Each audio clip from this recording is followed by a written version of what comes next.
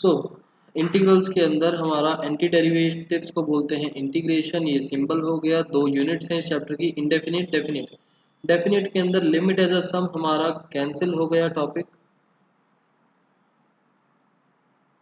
और प्रॉपर्टीज वाले क्वेश्चंस हम करेंगे। और इनडेफिनिट इंटीग्रल्स पूरा है, एक आधी छोटी मोटी चीज़ें कटी हैं, बट उसकी वजह से आपको ये मत सोचना कि हम किसी क्वेश्चन से बच गए। इनडेफिनिट पूरा करना है। एक दो छोटी छोटी सी चीज़ें इनडेफिनिट में से हटी हैं, बट इनडेफिनिट हम पूरा देखेंगे। ठीक है। दूसरी इंपॉर्टेंट बात ये बताओ कि डिफरेंशिएशन के भी दो तरीके थे, first principle and formula based. अगर मैं डिफरेंशिएशन के बारे में बात करूं,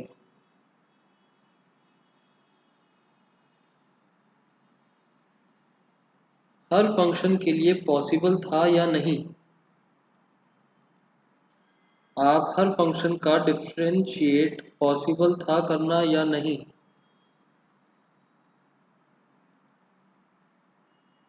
हाँ,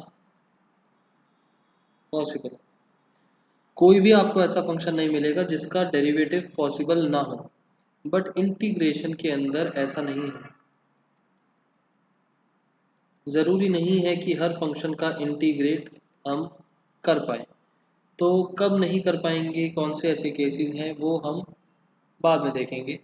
दूसरी चीज़, हमने बोला तो सही कि डिफरेंशिएशन इंटीग्रेशन आपस में रेसिप्रोकल होते हैं। डिफरेंशिएशन का उल्टा इंटीग्रेशन, इंटीग्रेशन का उल्टा डिफरेंशिएशन।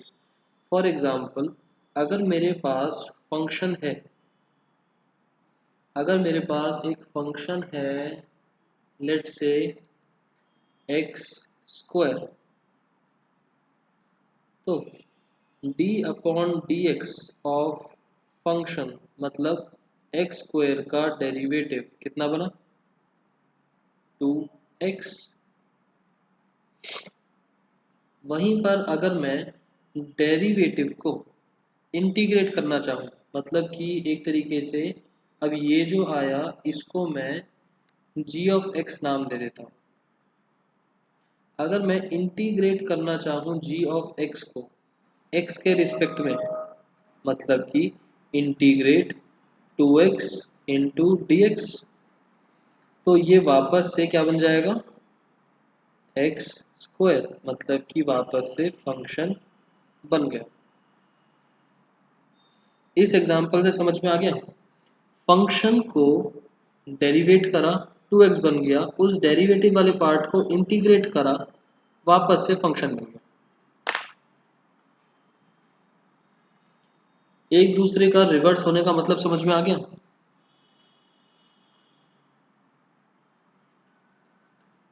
जिनके स्कूल में नहीं हुआ, मेनली उनको समझाने वाली चीज़ है। जिनके स्कूल में टॉपिक कवर हो गया उनको तो समझ आ ही रही होंगी ये वाली चीज़ें।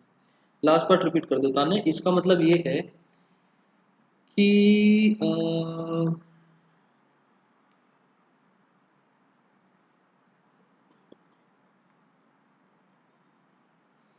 मेरे में हो गया, मगर कुछ समझ, अच्छा अभिनव कुछ समझ नहीं आया। ये समझ नहीं आया, स्कूल में समझ नहीं आया। मतलब ये था कि देखो, ये है फंक्शन, फंक्शन को मैंने डेरिवेट करा तो मुझे मिला g(x), मैंने उसको नाम दिया g(x).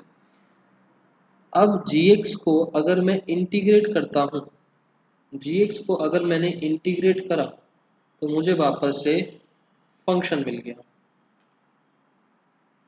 फंक्शन था, फंक्शन को डेरिवेट करा, g(x) फंक्शन बोला, g(x) को इंटीग्रेट करा तो फंक्शन मिल गया।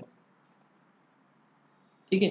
सो हम जो आपके डेरिवेटिव के डायरेक्ट वाले फॉर्मूलेस थे, जैसे sine x, cos x, tan x, x square हो गया, 2x हो गया, 3x हो गया, जो बहुत डायरेक्ट वाले डेरिवेटिव्स थे जिसमें chain rule, product rule, quotient rule वगैरह अप्लाई नहीं हो रहे थे, उसको तो हम एंटी डेरिवेटिव से ही सोचेंगे कि ऐसा क्या फंक्शन रहा होगा।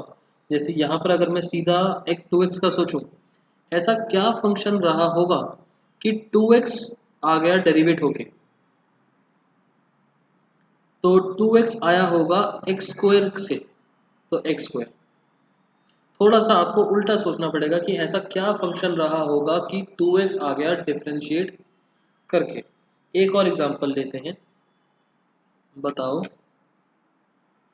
ऐसा क्या फंक्शन रहा होगा कि आपका डेरिवेट होके माइनस कॉस एक्स आ गया, integrate of minus cos x minus sine x, क्योंकि कॉस एक्स किसका डेरिवेटिव होता है, साइन का, साइन एक्स। तो साइन एक्स का डेरिवेटिव करा कॉस एक्स, बट पीछे एक माइनस है तो हमने एक माइनस डाल दिया है। एक और क्वेश्चन देख लेते हैं। हम्म,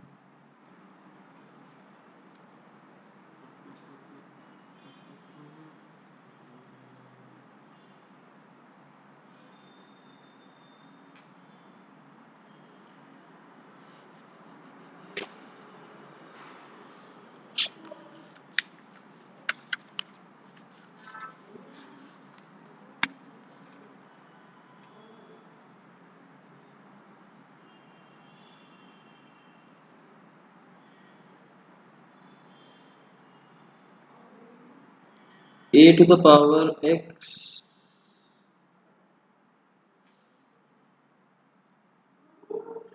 log a dx, ये किसका होगा, cos x के साथ dx का क्या मतलब है, cos x के साथ dx का मतलब है कि इसके रिस्पेक्ट में इंटीग्रेट करा जा रहा है।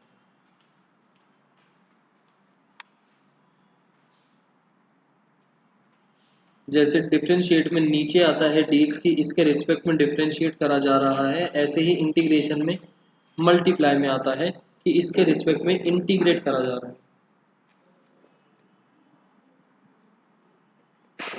अच्छा, एक और क्वेश्चन बुक का ही है, इंटीग्रेट साइन 2x dx, बताओ साइन 2x किसका इंटीग्रेट रहा होगा।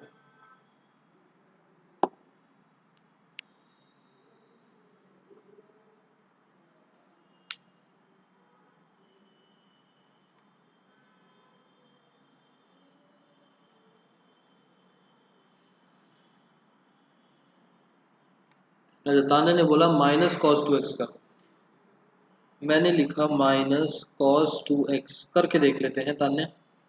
माइनस कॉस, अच्छा कॉस थीटा का डेरिवेटिव तो होता है माइनस साइन थीटा, तो माइनस यहाँ है तो माइनस की वजह से पॉजिटिव हो गया, बट इसमें चेन रूल की वजह से 2x की वजह से एक 2 मल्टीप्लाई में आया होगा, उस 2 को हटाने के लिए ये आ गया अपॉन 2, उसके लिए यहाँ पर आ जाएगा, अच्छा ताने लिखना भूल गई आप, अपॉन 2। जो चीज़ डेरिवेटिव में मल्टीप्लाई हो रही है वो इंटीग्रेशन में डिवाइड हो जाएगी, जो चीज़ डिफरेंशिएशन में डिवाइड हो रही है वो इंटीग्रेशन में सॉर्ट ऑफ मल्टीप्लाई, हर बार ऐसा नहीं होता बट मोस्टली ऐसा ही होगा। जैसे आपका डिफरेंशिएशन में एक बेसिक फॉर्मूला था, एक फॉर्मूला बेसिक वाला यहाँ पर भी एग्जिस्ट करेगा, याद रखना फॉर्मूला। डिफरेंशिएशन का बेसिक वाला क्या था, बेसिक वाला formula d upon D x of x की पावर n, वो होता था n एक्स की power n minus 1 integration of x की पावर n dx। क्योंकि यहाँ पावर में माइनस करा, हमको वापस से n तक पहुँचना है, तो हम ये वाली जो पावर है ये ऑलरेडी माइनस वाली पावर है क्योंकि डिफरेंशिएट हो गया, हम करेंगे x की पावर में n प्लस 1, वापस से जो ओरिजिनल n चल रहा था वो आ गया, n मल्टीप्लाई हुआ यहाँ पर n डिवाइड, और क्योंकि ये वाला ओरिजिनल n था ये एक माइनस हो गया, यहाँ पर भी n प्लस 1 या n क्या आता है n प्लस 1, और आगे एक प्लस c और आ जाता है। रीज़न कि अगर ओरिजिनल फंक्शन में एक कांस्टेंट होता +1 भी होता तो डेरिवेटिव में 0 बन जाता और हट जाता। अब हम इस डेरिवेटिव वाले पार्ट को वापस से फंक्शन बनाना चाहते हैं, तो ज़रूरी तो नहीं है कि वो कांस्टेंट वाली टर्म आ ही जाए, तो हम एक +c लगा देते हैं। c रेफर्स टू कांस्टेंट, कि बाय चांस अगर ओरिजिनल फंक्शन में कुछ कांस्टेंट हो तो उसका इफेक्ट पूरा हो जाए।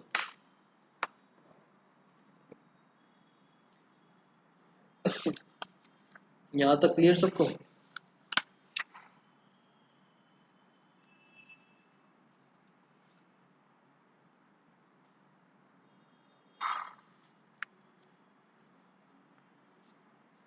ओके, एक्सरसाइज पर चलते हैं।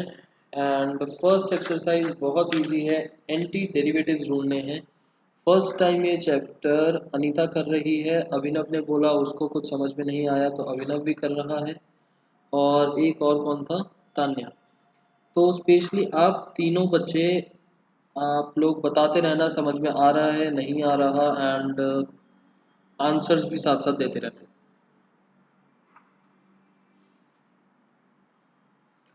आंसर नंबर 1 तो हमने देख लिया, सेकंड भी उसके जैसा ही है, थर्ड देख लेते हैं। एंटी डेरिवेटिव ढूंढना है, e की पावर 2x dx।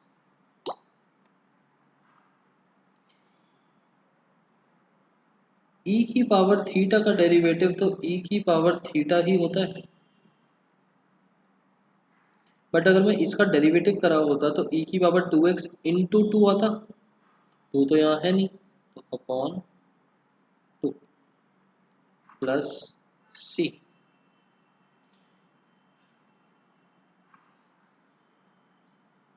उसके बाद फिफ्थ देख लेते हैं, आंसर नंबर 5 प्लस सी हमेशा आएगा। लिख ही देते हैं चलो पीछे।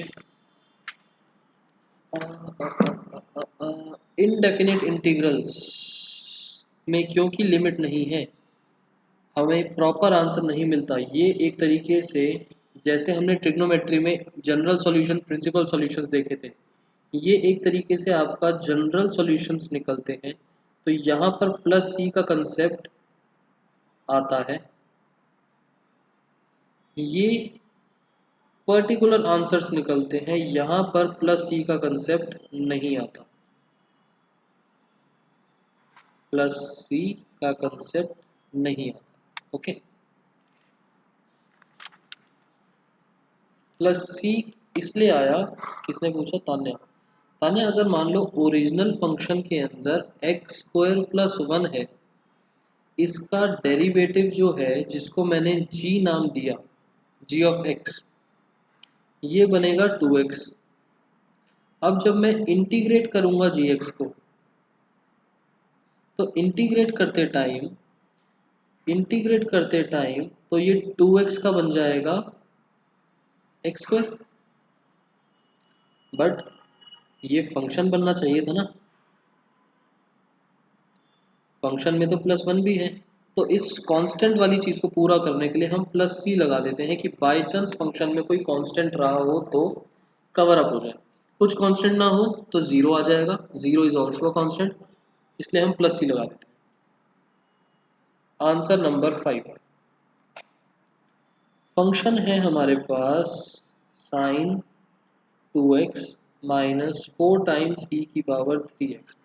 जैसे डेरिवेटिव्स में हम प्लस माइनस में सेपरेट कर देते हैं, उसी तरीके से यहाँ पर भी सेपरेट करना पॉसिबल है।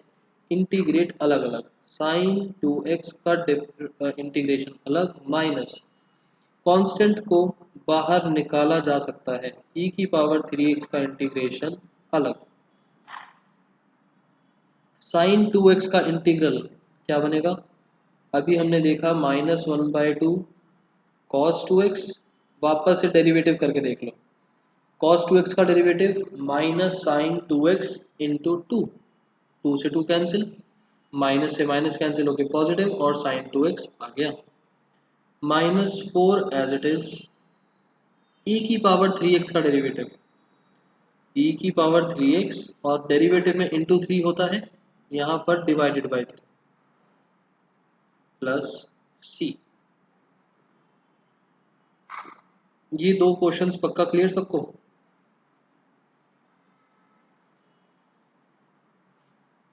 ओके। उसके बाद 6 से लेकर 20th क्वेश्चन तक इन्होंने बोला फॉलोइंग इंटीग्रल्स निकालो। आपको कोई मुश्किल सा लग रहा है तो बताओ, अदरवाइज मैं रैंडमली सिलेक्ट करने वाला हूँ कुछ।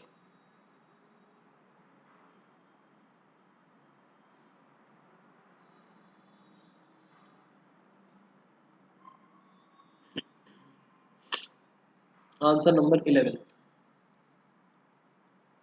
बाकी सारे मेरे को नॉर्मल से लगे इससे पहले वाले। Answer number 11। अच्छा 15th और 11th में कोई खास डिफरेंस नहीं है। 11th integral x cube plus 5x² minus 4 upon x square dx। अब मैं दो स्टेप साथ साथ में कर रहा हूँ। एक्स स्क्वायर से individually divide, numerator separate. And tenth में अभिनव हम होल स्क्वायर की आइडेंटिटी ओपन करेंगे, a minus B whole square. तीन अलग अलग टर्म बनेंगी, तीनों को अलग अलग सेपरेटली सॉल्व कर देंगे। जैसे यहाँ पर अलग अलग करके सेपरेटली सॉल्व कर रहे हैं ना, उसी तरीके से सेपरेटली अलग अलग तीन टर्म्स बनाई और तीनों में इंटीग्रल अलग। पहली टर्म बनी x प्लस दूसरी टर्म एक्स स्क्वायर से x square cancel,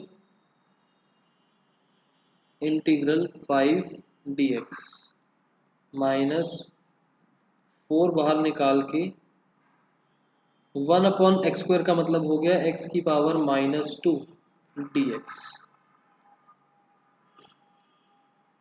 okay, power minus में लिख लोगे तो थोड़ा इजी रहेगा। x का मतलब हुआ x की पावर यहाँ 1 चल रहा है, 1 प्लस 1 अपॉन 1 प्लस 1 प्लस 5। एक तरीके से मान सकते हैं 5 अगर हम बाहर निकाल देते हैं, यहाँ पर बचा x की पावर 0। x की पावर 0 इज 1, x की power 0 plus 1 upon 0 plus 1 minus 4, x की power -2 plus 1 upon -2 plus 1 plus c। 5 रह, अच्छा 5 रह गया, ये लो 5।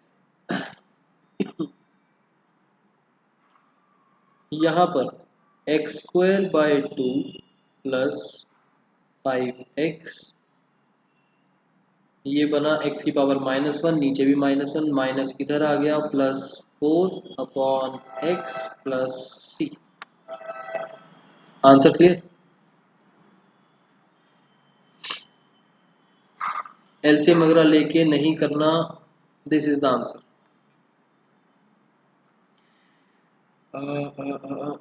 एंड आप लोगों को इस वाले स्टेज से सीधा इस वाले स्टेज पर आना है, तो धीरे धीरे प्रैक्टिस करते रहना कि ये स्टेज स्किप होता रहे। पावर्स में +1, डिनोमिनेटर में फिर +1 करके लिखने का। हमें धीरे धीरे डायरेक्ट स्टेप्स पे जाना है। ये लिख के दिखाना है, उसके बाद ये स्टार्टिंग में पूरा लिख रहे हैं, उसके बाद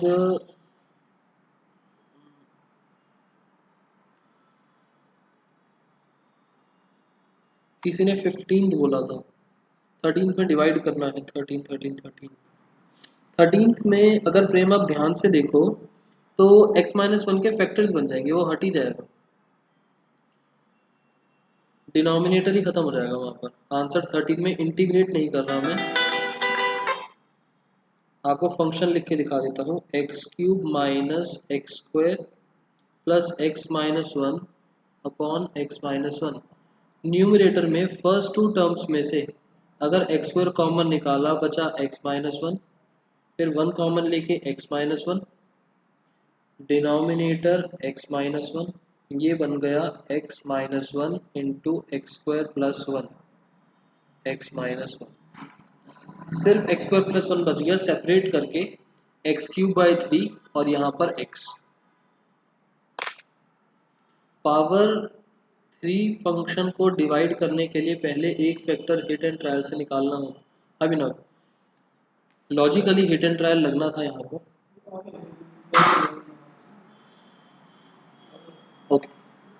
एक सेकंड, प्रकाश, लेकिन सर, लेकिन सर,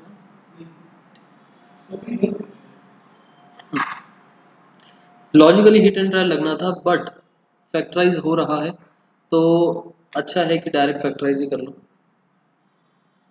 अगर फैक्टराइज ना होता, कोई आइडेंटिटी ना लग रही होती, तो हिट एंड ट्रायल लगाना पड़ता।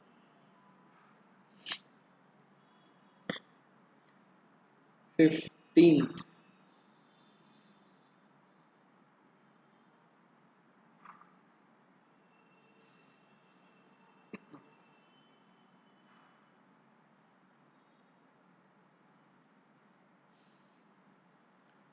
Integrate root x 3x² plus 2x+3। ठीक है, यहाँ पर मैं डायरेक्ट स्टेप क्या कर रहा हूँ, पहली बात तो सेपरेट कर रहा हूँ इंटीग्रल्स को, और रूट एक्स को मैं x की पावर 1/2 बना के ऐड करूंगा पावर्स, x की पावर 1/2। सो इंटीग्रल ऑफ पहला 3 इंटू एक्स की पावर कितनी बनी, 2 प्लस 1/2, एक्स की पावर बन गई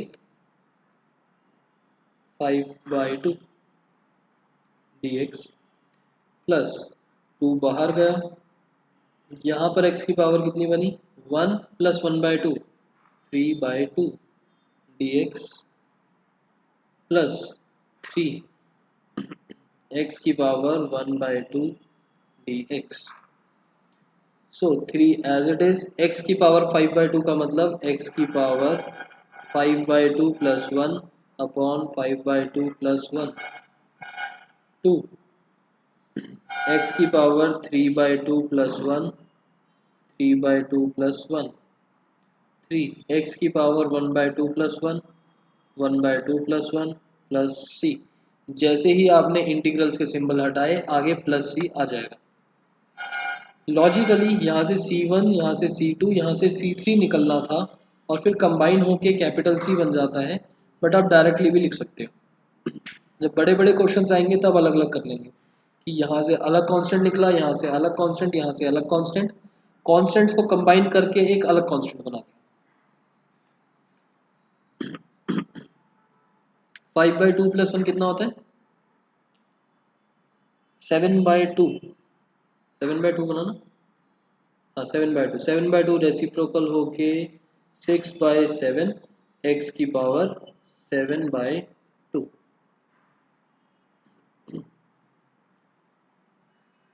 यहाँ पर 5/2 4/5, एक्स की पावर 5/2। यहाँ पर 3/2, तो 3 से 3 कैंसिल, 2 बचा, और x की पावर 3/2 प्लस c। अब आपको आधा रूट में और आधा x लिखना हो तो आपकी मर्जी है, रूट्स कॉमन निकालने हो वो भी आपकी मर्जी है। ठीक है, x की पावर 7/2 का क्या मतलब हो गया, 6/7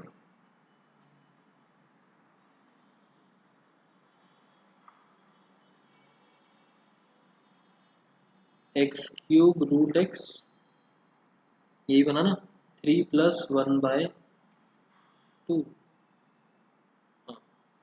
plus 4/5 x² root x plus 2x root x plus c। अब आप इसमें से x रूट x कॉमन निकाल के लिख सकते हो, ऐसे भी लिख सकते हो, आपकी मर्जी है। ये करना नहीं फ्रेंड, यहाँ छोड़ा जा सकता है यहाँ पर क्वेश्चन। लास्ट में सिंप्लीफाई मतलब आपकी नज़र में सिंप्लीफिकेशन का जो मतलब है वो कर सकते हैं। उसके बाद एक ट्रिग्नोमेट्री का भी देखना पड़ेगा, 18th।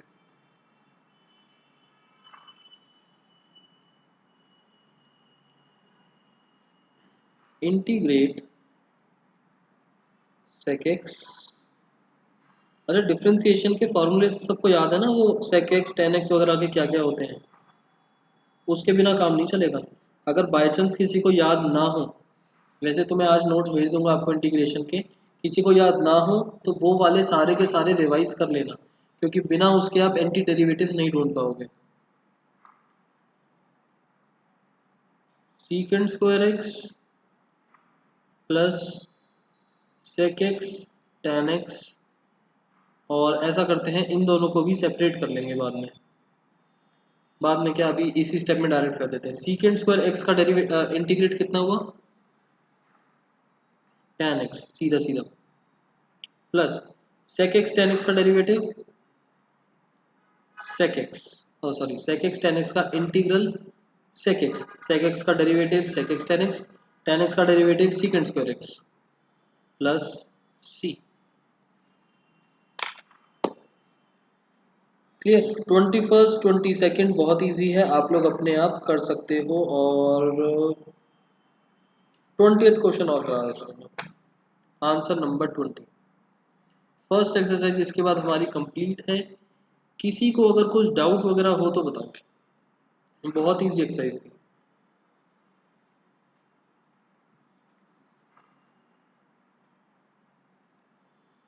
या अगर किसी को लग रहा हो कि बहुत फास्ट हो गया, सब कुछ समझ सा नहीं आया, वो भी बता सकते हो।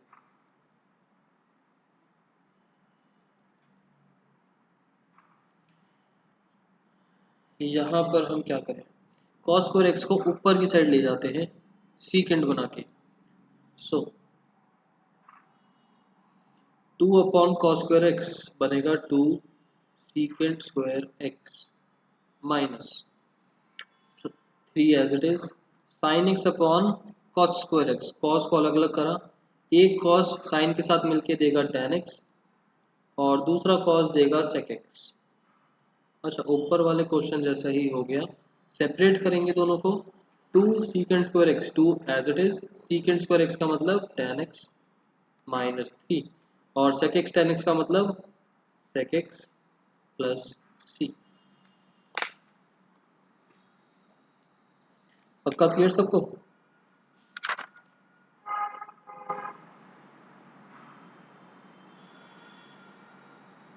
ठीक।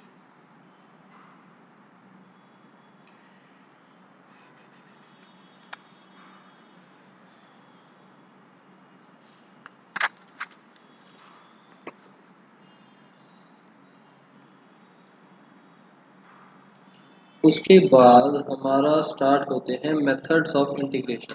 अब ये तो बहुत इजी वाले थे, एंड आप लोगों को समझ भी आ गया होगा, पेपर में ये क्वेश्चंस तो नहीं आने वाले, इतना इजी कंसेप्ट तो नहीं आने वाला। तो तीन मेथड्स हैं, पहला सब्स्टिट्यूशन, दूसरा पार्शियल फ्रैक्शंस, तीसरा बाय पार्ट्स। ठीक है, कुछ मेथड्स इस तरीके से होते हैं कि आप किसी भी क्वेश्चन में कोई भी मेथड अप्लाई कर सकते हो, आंसर विल बी सेम। ये वाले मेथड्स वैसे नहीं है, हो सकता है एक क्वेश्चन के अंदर सब्स्टिट्यूशन भी लग रहा हो, पार्शियल फ्रैक्शन भी लग रहा हो या बाय पार्ट्स लग रहा हो, बट ज़रूरी नहीं है कि एक पर्टिकुलर क्वेश्चन के अंदर तीनों में से कोई भी मेथड अप्लाई कर दो। फर्स्ट वी विल ट्राई कि सब्स्टिट्यूशन से हो जाए, बहुत अच्छी बात है। नेक्स्ट वी विल ट्राई कि पार्शियल फ्रैक्शंस लग रहा है या बाय पार्ट्स लग रहा है, ज़रूरी नहीं है कि तीनों के तीनों अप्लाई हो जाए। पार्शियल फ्रैक्शंस हो चाहे बाय पार्ट्स हो, एट द एंड जाके मोस्टली क्वेश्चंस सब्स्टिट्यूशन से ही खत्म होते हैं। पार्शियल फ्रैक्शंस भी बाद में जाके सब्स्टिट्यूशन का कंसेप्ट ले लेता है, बाय पार्ट्स भी लास्ट में जाके सब्स्टिट्यूशन का कंसेप्ट ले सकता है। So first we will try कि सब्स्टिट्यूशन से अगर हो जाता है वेल एंड गुड, अदरवाइज हमको ये दोनों चीज़ें लगानी पड़ेंगी, एंड इन दोनों में डिफरेंस क्या है क्या नहीं है वो देखेंगे धीरे धीरे। ठीक है, एंड स्पेसिफिक क्वेश्चन मतलब आपके पास आ सकता है कि पार्शियल का क्वेश्चन आ गया, बाय पार्ट्स का आ गया, बट क्वेश्चन में मेंशन नहीं होगा solve this method through partial fractions और बाय पार्ट्स और सब्स्टिट्यूशन, बस क्वेश्चन होगा, आपका जैसा मन करे आपको फाइंड आउट करना है तीनों में से कौन सा वाला मेथड लगेगा। तो सब्स्टिट्यूशन पर चलते हैं, starting with the simple question.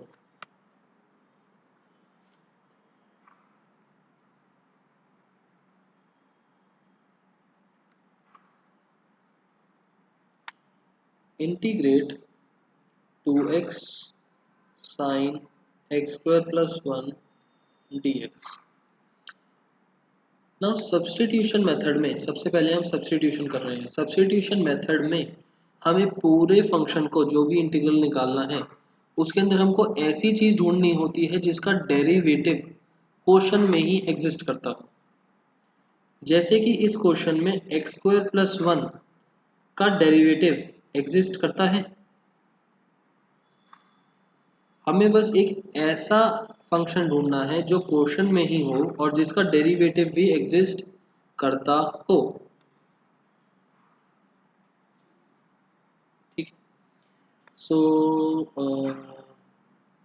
मतलब कि अगर बाय चांस इसकी जगह हमारे पास इस तरीके से होता कि एक्स स्क्वायर प्लस 1 बाहर है और 2x साइन के एंगल में है, तो मैं इस क्वेश्चन के बारे में बात नहीं कर रहा क्योंकि इसका डेरिवेटिव एग्जिस्ट तो करता है बट उस 2x का मैं कुछ कर नहीं सकता।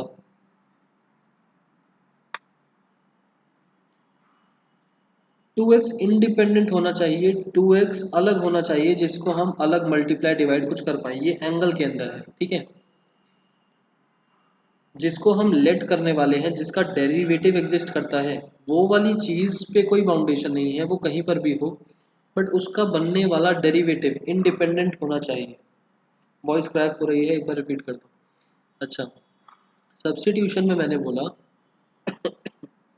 सब्स्टिट्यूशन में मैंने बोला कि हमें दो फंक्शन देखने हैं क्वेश्चन में। एक जो फंक्शन है और दूसरा उसका डेरिवेटिव। एक ऐसी चीज जिसका डेरिवेटिव क्वेश्चन में एग्जिस्ट करता हो। दोनों ही चीजों में एक्स स्क्वायर प्लस 1 का डेरिवेटिव 2x एग्जिस्ट करता है क्वेश्चन में, बट हम इस वाले केस के बारे में बात नहीं करेंगे। रीजन बीइंग कि एक्स स्क्वायर प्लस 1 का डेरिवेटिव 2x जो डेरिवेटिव बना वो आपका बाउंडेड हो गया, साइन के अंदर एंगल है, इंडिपेंडेंट नहीं है। इस क्वेश्चन के अंदर जिसका डेरिवेटिव हो रहा है उस पर तो कोई लिमिटेशन नहीं है कि वो बाउंडेड हो ना हो, उसको जस्ट हम एक लेटर से रिप्लेस कर देंगे। बट उसका डेरिवेटिव जो बन रहा है वो किसी एंगल वैंगल में ना फंसा हुआ हो, वो इंडिपेंडेंट हो, dx के साथ मल्टीप्लाई कर पाए, एक ऐसा फंक्शन देखना है। यहाँ पर 2x dx के साथ मल्टीप्लाई कर रहा है, एक ऐसा इंडिपेंडेंट फंक्शन देखना है। ठीक है। सो इस क्वेश्चन के अंदर हमने लेट करा, let X square plus 1 is equals to Y ले लेते हैं। उसके बाद differentiate both sides with respect to X. X के रिस्पेक्ट में डिफ्रेंशिएट कर दिया। देयरफॉर 2x प्लस 0 is equals to dy by dx। Cross multiply है, ये dx इधर मल्टीप्लाई में, dy इधर ही रह जाएगा। ये 2x प्लस 0 बन गया 2x, 2x dx is equals to dy। हम 2x dx को dy बोल सकते हैं। सो हमारा ओरिजिनल क्वेश्चन क्या बना? हमारा ओरिजिनल क्वेश्चन जो है 2x dx की जगह तो आ गया dy sine x square plus 1 की जगह आ गया y और यहाँ पर dy। बताओ ये चीज समझ में आई सबको? सब्स्टिट्यूशन, ये रहा सब्स्टिट्यूशन, मैंने लेट करा था।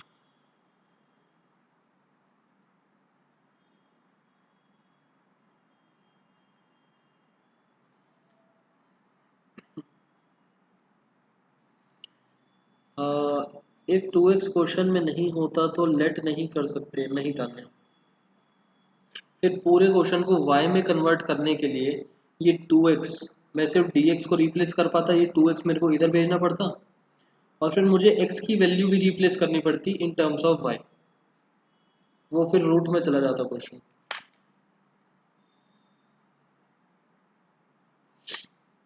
अब साइन वाई का इंटीग्रल तो सबको पता है, साइन वाई का इंटीग्रल होता है minus cos y plus c. But हमारा क्वेश्चन जो है वो x में था, तो y की वैल्यू रिप्लेस करेंगे, minus cos x square plus one plus c. This is the net answer. ठीक है, अब इसके थोड़े से टिपिकल क्वेश्चंस पर चलते हैं।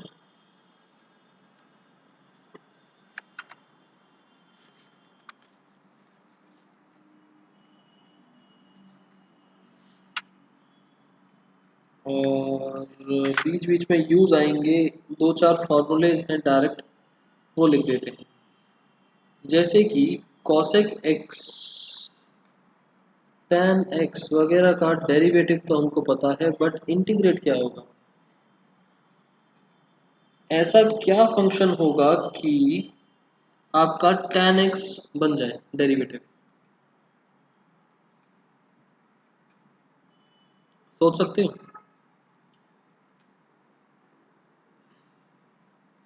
tan x का डेरिवेटिव तो पता है, बट tan x बन जाए डेरिवेटिव होके बहुत मुश्किल सा है। तो ये होता है log sec x प्लस सी।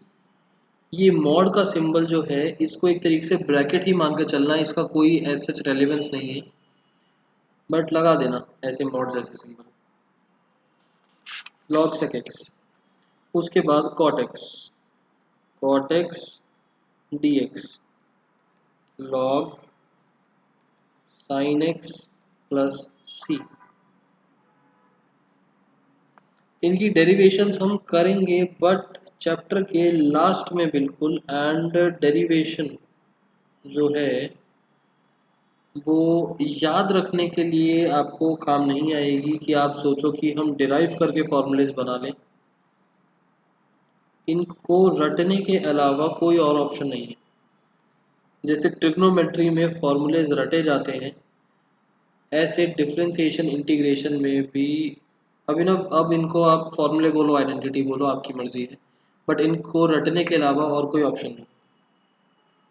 डेरिवेशन है, हम करेंगे, बट आप क्वेश्चन सॉल्व करते वक्त डिराइव करो, उसका कोई लॉजिक सेंस नहीं है।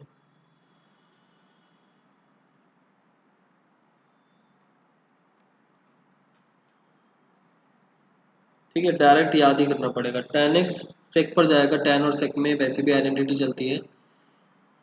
cot cosec स्क्वायर पर जाता है डेरिवेटिव में, बट यहाँ पर ये साइन आ गया रेसिप्रोकल्स वगैरह की वजह से। सेक और tan, cosec cosec और cot। ठीक है, 7.2 एक्सरसाइज 7.2। थोड़े इजी क्वेश्चन से स्टार्ट करते हैं सबसे पहले आज के लिए, ज़्यादा डिफिकल्ट नहीं। Answer number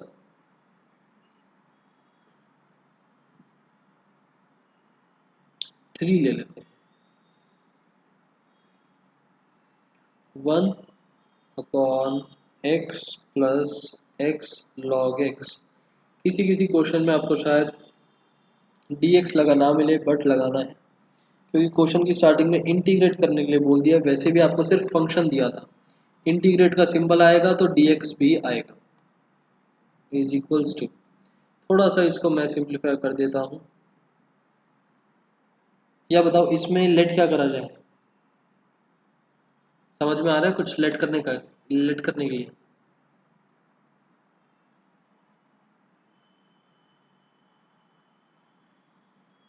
1 + log x। ठीक है, डिनोमिनेटर में से x कॉमन लेते हैं, तो 1/x, 1/x कॉमन लिया, बचा 1 + log x dx। सो 1 + log x को लेट करेंगे तो ये 0 और ये 1/x, और 1/x एग्जिस्ट कर रहा है। सो हमने लेट करा 1 plus log x is equals to y. Differentiate, मैं ऐसे लाइन लगा रहा हूँ, मैंने कुछ बच्चों के आंसर शीट्स में देखा है। आप लोग भी ऐसी लाइन लगा देते हो डेरिवेटिव करने के लिए। ये ऐसे लाइन मत लगाना। डिफरेंशिएट हो रहा है with respect to x.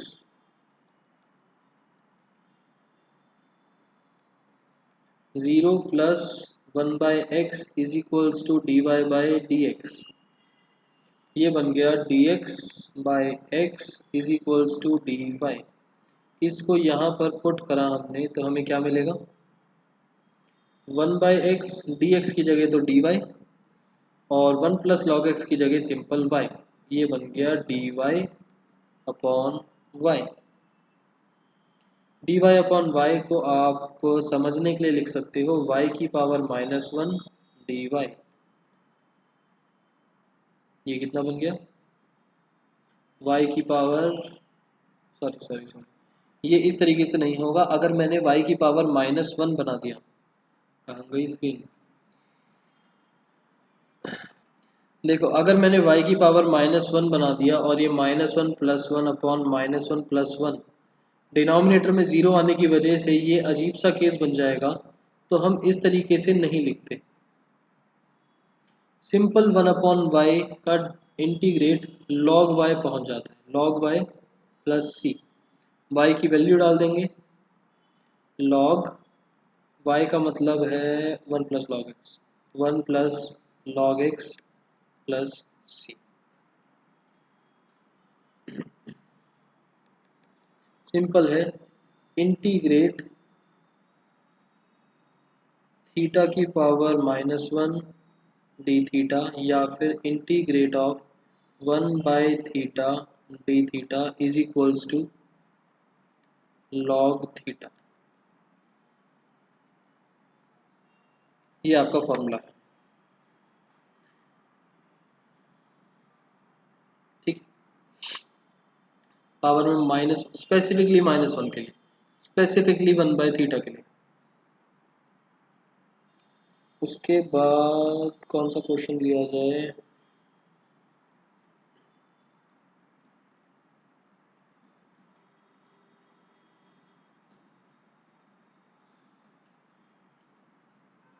Ten.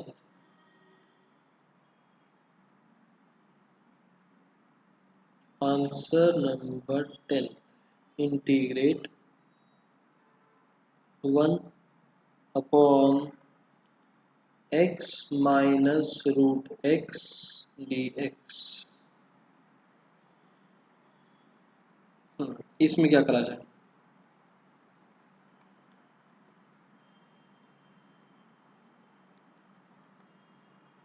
Same उसी की तरीके से रूट एक्स डिनोमिनेटर में से कॉमन निकालते हैं। तो यहाँ पर बचा रूट एक्स -1 डी एक्स। और अब अगर मैं लेट करता हूँ रूट एक्स -1 को y, तो differentiate with respect to x करने पर मुझे क्या मिलेगा? 1 अपॉन 2 रूट एक्स का derivative is 1 by 2 root x is equals to d y by d x. 1 by root x और डी एक्स तो है, बट 2 नहीं चाहिए, 2 उधर भेज देंगे। तो 1 by root x d x is equals to 2 d y. इस वैल्यू को हम यहाँ पर पुट कर देंगे। सो हमारा आंसर बन गया। ये पता कैसे चलेगा कि क्या लेट करना है? अभिनव, अब वो आपको देखना पड़ेगा कि क्वेश्चन में कौन सी चीज़ को लेट करा जाए कि उसका डेरिवेटिव क्वेश्चन में एग्जिस्ट करता हो। Must exist in question.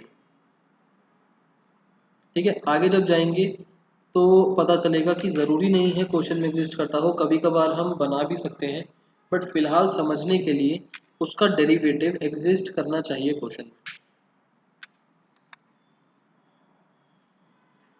वो आपकी ऑब्जर्वेशन पर डिपेंड करता है, आप कितनी जल्दी फंक्शन देख पाते हैं। वैसे भी हमने 3 मेथड्स करे, substitution, partial and by parts. By parts और पार्शियल आपको देख के ही समझ में आ जाएगा कि ये पार्शियल में फिर भी थोड़ा सा दिक्कत हो सकती है समझने में, but still by parts and partial देखने से समझ में आ जाते हैं कि इस टाइप का क्वेश्चन है। अदरवाइज बचा हुआ केस सब्स्टिट्यूशन में जाता है कि कुछ ना कुछ तो लेट करना पड़ेगा। ये लेट वाला पार्ट लिख, हाँ अभिनव लिखना अच्छा रहेगा कि अगर बीच में लिखो, जैसे मैंने फर्स्ट क्वेश्चन में लिखा था। अभी मैं कंपेयर करवाने के लिए कि क्या क्या चीज़ें हो रही हैं साइड में लिख रहा हूँ। जैसे फर्स्ट क्वेश्चन में मैंने बीच में वैल्यूज लिखी थी उस तरीके से लिख दो, ज़्यादा अच्छा है। तो यहाँ पर 1/√x और dx की जगह आ गया 2 dy, तो 2 को निकाल दिया बाहर। इंटीग्रेट 1/√x-1 की जगह y और dy। 1/y का मतलब log y प्लस c, और y का मतलब था 2 log√x-1 प्लस c। मेरा 1/2 log y आ रहा है।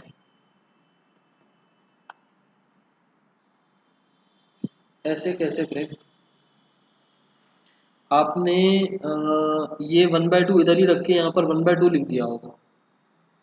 ये ये वाला 2 यहाँ मल्टीप्लाई में जाएगा dy के साथ, और dy के साथ मल्टीप्लाई में यहाँ।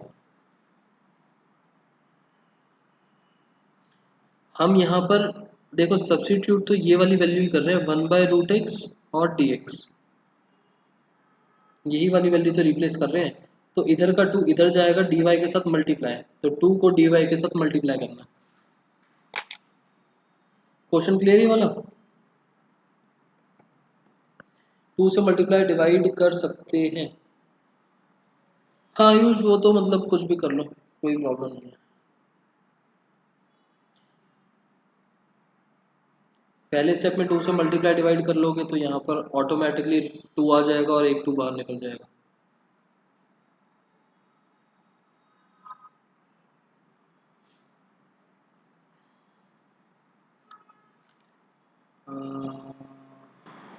ठीक है अनीता, क्लियर है ना आपको?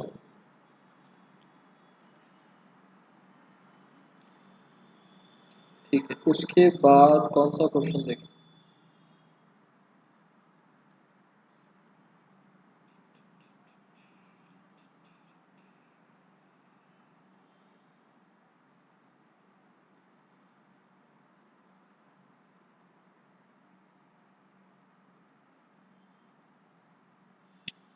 थर्टीन्थ देख लेते हैं चलो।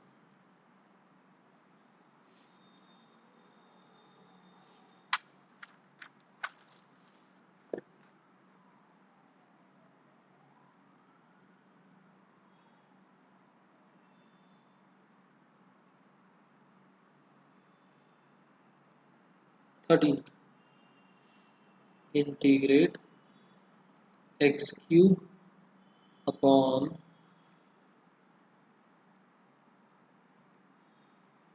2 प्लस 3x³ का क्यूब dx। बताओ क्या लेट करा जाए?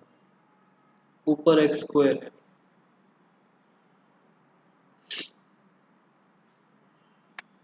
2 प्लस 3x³ डिनोमिनेटर क्यूब को छोड़ के अंदर का जो है उसको लेट कर लेते हैं। Let 2 plus 3x³ is equals to y, derivative with respect to x 0, और यहाँ से मिलेगा 9x²। dy by d x को यहाँ पर dx ही लिख देते हैं इज इक्वल्स टू dy। ये चीज़ आप डायरेक्टली लिख सकते हैं, यहाँ differentiate with respect to x लिखने के बाद ऐसे करके आप dx is equals to dy वाले स्टेप लिख सकते हैं। अब हमें x² dx तो चाहिए, x² dx 9 नहीं है, तो x² dx is equals to dy by 9। इसको अगर मैंने रिप्लेस करा तो मेरा answer question will be x² dx हट के dy बाय 9, तो 1/9 बाहर आ गया, यहाँ आ गया dy, और डिनोमिनेटर में पूरा y का क्यूब। y के क्यूब का मतलब y की पावर -3, तो ये बना 1/9 y की पावर -3 + 1 -3 + 1 प्लस c, y की पावर -2, यहाँ पर भी -2, तो -1/18 y² plus c। Answer clear?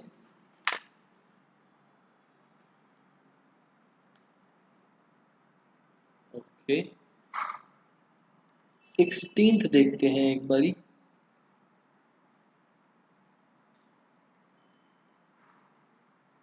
मैं सॉल्व तो कर रहा हूँ, एक बारी खुद भी ट्राई करके देखो, बहुत इजी सा क्वेश्चन है,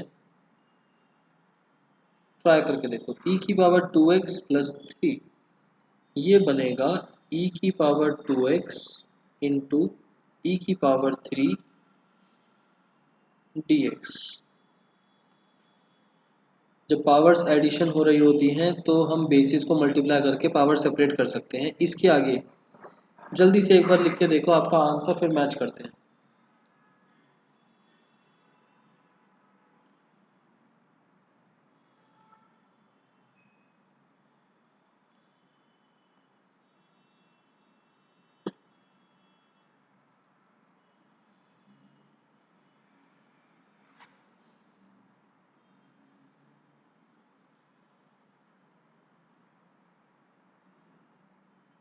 ओके, ई क्यूब जो है वो कांस्टेंट है तो उसको हमने निकाल दिया बाहर, और e की power 2x as it is रह गया। यहाँ पर सब्सटीट्यूशन अप्लाई नहीं हुआ, डायरेक्ट सॉल्व हो गया। e cube as it is, e की पावर 2x का मतलब e की power 2x upon 2 plus c, so 1/2 e की power 2x plus 3 plus c।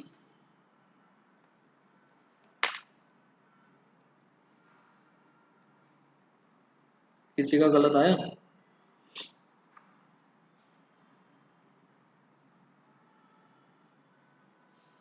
नहीं, ठीक।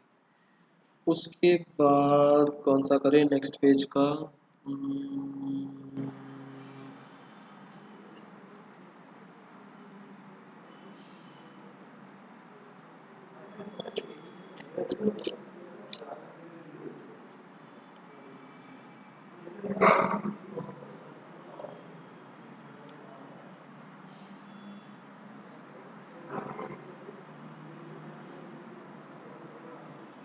22, 22 नहीं, 21। Answer number 21, tan square 2x minus 3 dx। फिलहाल लेट कुछ नहीं कर सकते हम, डेरिवेटिव एग्जिस्ट कहीं पर कुछ नहीं कर रहा, क्या करें?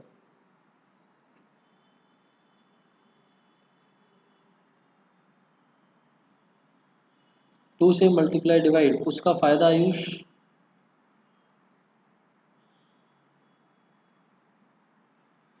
अगर आप इसका डेरिवेटिव बनाना चाह रहे हो, टास्क उसके बाद भी रहेगा। tan स्क्वायर थीटा ही सोच के देख लो, tan स्क्वायर थीटा का डेरिवेटिव कैसे करोगे?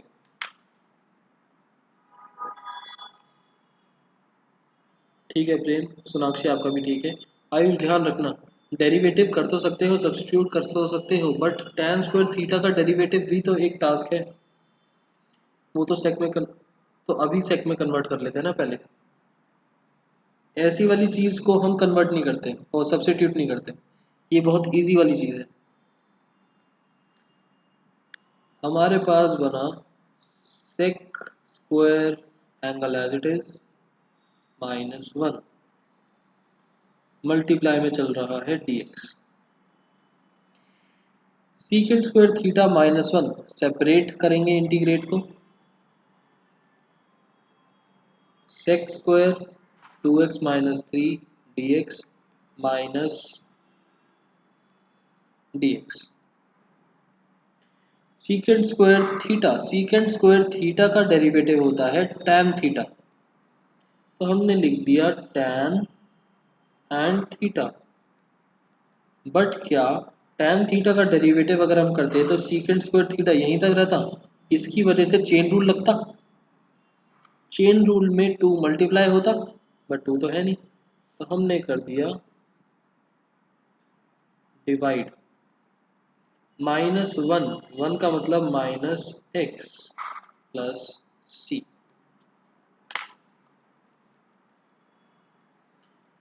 क्लियर? जैसे आप डेरिवेटिव करते वक्त चेन रूल का ध्यान रखते हो कि चेन रूल से मल्टीप्लाई आता है पीछे, ऐसे ही इंटीग्रेशन में कंसेप्ट नहीं होता चेन रूल का, बट ध्यान रखना है कि वो चेन रूल वाली चीज डिवाइड में आ जाए।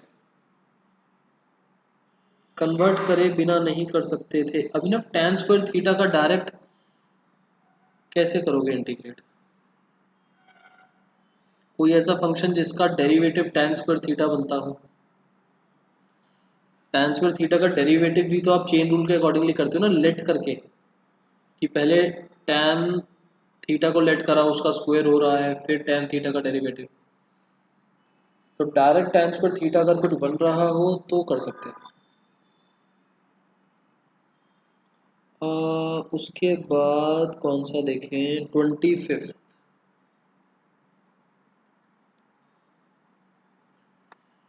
25 dx upon cos square x 1 minus tan x का होल स्क्वायर, इसमें क्या करें?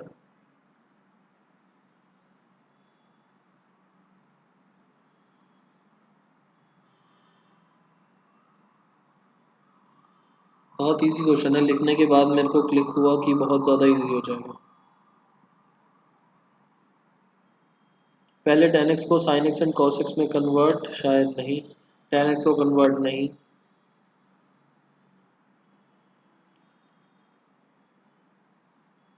सोच के देखो क्या किसी तरीके से सब्स्टिट्यूशन अप्लाई हो सकता है।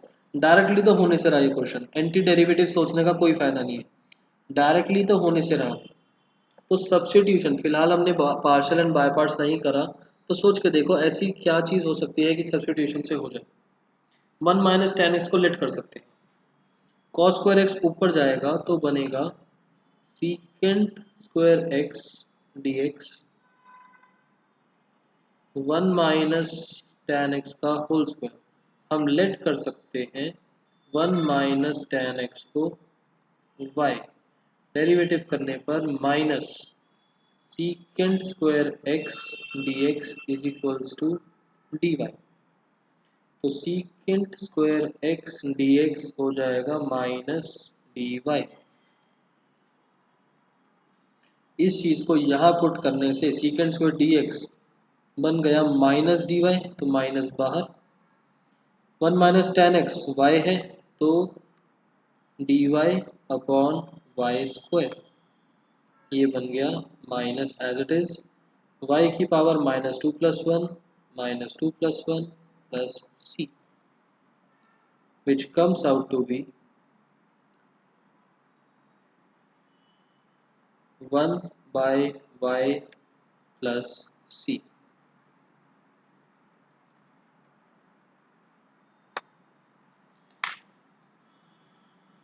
Question clear? और कौन सा कर सकते हैं?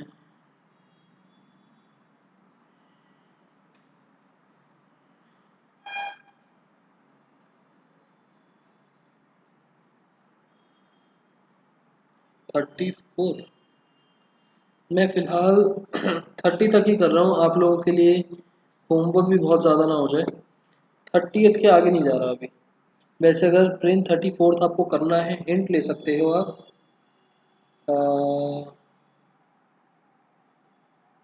बताता हूँ एक सेकंड। 34 आंसर नंबर 29,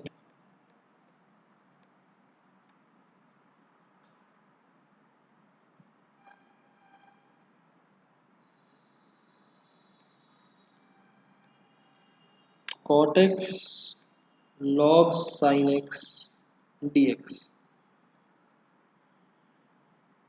तो log के अंदर एंगल है, इसको तो हम सोच ही नहीं सकते कि किसी का डेरिवेटिव बन जाए, इसको लेट करने का सोच सकते हैं। तो अगर मैंने साइन एक्स को लेट करा तो साइन एक्स को लेट करके कॉट एक्स, कॉट होता है cos by sine, cos exist कर रहा है तो कर सकते हैं cos x by sine x log sine x d x.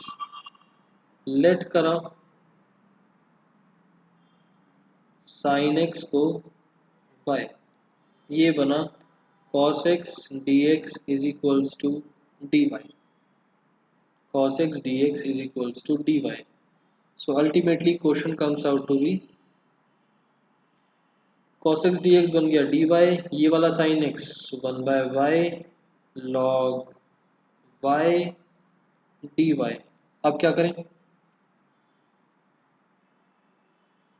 cot x का डेरिवेटिव हो गया ना सोनाक्षी, sin x का डेरिवेटिव, cot को तो मैंने cos अपॉन sin लिखा था।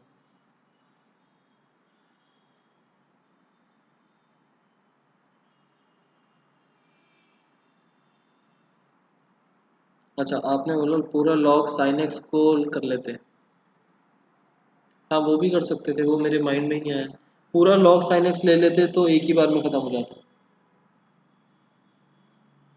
सोनाक्षी कॉट को लेट करके कोई फायदा नहीं, कॉट को लेट करने से कॉट का derivative minus cosec square into cot minus cosec square x बन जाएगा। कॉसेक स्क्वायर कहाँ पर फिट करोगे यहाँ,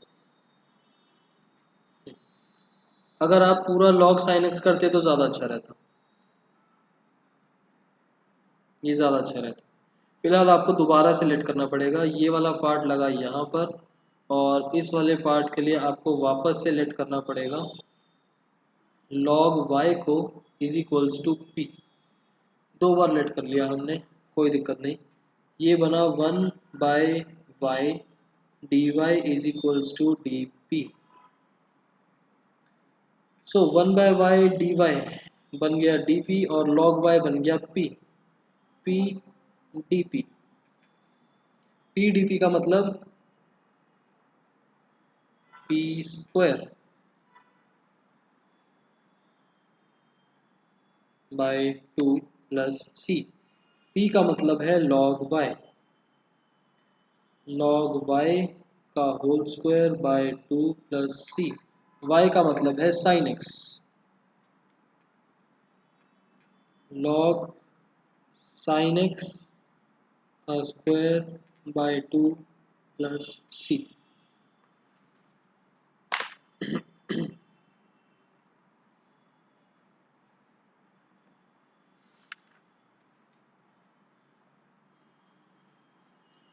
सोनाक्षी हम यहाँ पर डेरिवेटिव कर रहे हैं ना कि इंटीग्रेट।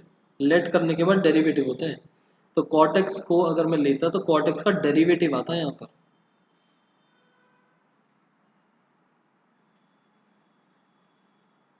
और cot का डेरिवेटिव होता है minus cos x square.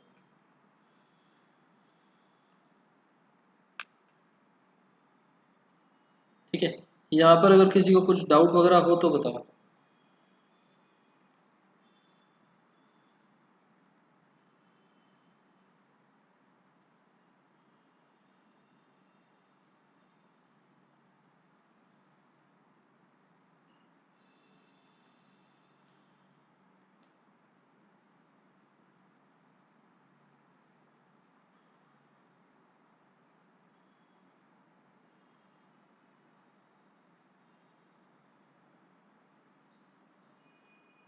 log sin x plus सी वाली आइडेंटिटी यूज कर सकते हैं। ताने ये कौन सी आइडेंटिटी है log sin x वाली? वो cot x के डेरिवेटिव, cot x के इंटीग्रेटिव में आती है ना, बट cot x जो है यहाँ पर मल्टीप्लाई की वजह से आप सेपरेट नहीं कर सकते। डिफरेंशिएशन में सेपरेट हो जाते हैं बट इंटीग्रेशन में मल्टीप्लिकेशन में सेपरेट नहीं हो पाते, ना बाय पार्ट ना प्रोडक्ट रूल लगता है कि cot x का अलग कर लो और इसका अलग कर लो। एंड प्रेम आपने मेरे से 34th पूछा था, उसके अंदर multiply divide by cos square x, try करके देखना।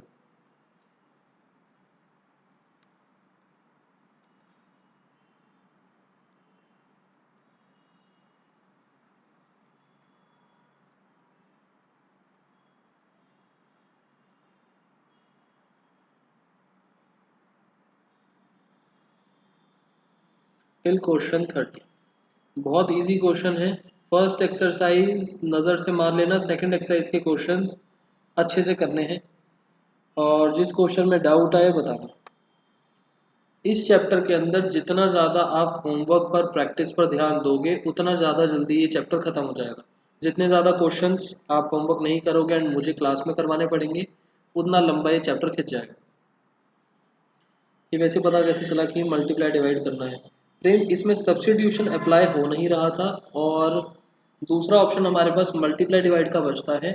तो हम 99% क्वेश्चन में जब मल्टीप्लाई डिवाइड आता है तो कॉस या कॉस की किसी पावर से करते हैं। यहाँ पर डिनोमिनेटर को पूरा हटाने के लिए मुझे कॉस की पावर 2 चाहिए थी, इस वजह से कॉस स्क्वायर आ गया। और tan भी एग्जिस्ट कर रहा है तो कॉस स्क्वायर से सीकेंड स्क्वायर बनता है, तो सीकेंड स्क्वायर tan x के डेरिवेटिव के लिए भी फायदा रहेगा कि अगर मैं tan को लेट कर लूँ तो सीकेंड स्क्वायर x आ जाएगा। नेक्स्ट क्लास में करेंगे इस चीज़ को डिस्कस।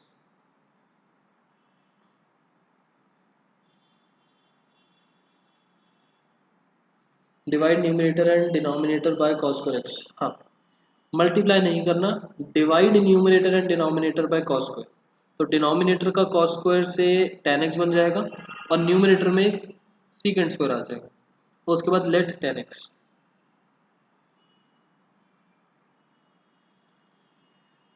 ठीक है, तो आज की क्लास ओवर करते हैं। Bye bye. किसी का और कुछ डाउट हो तो बता देना।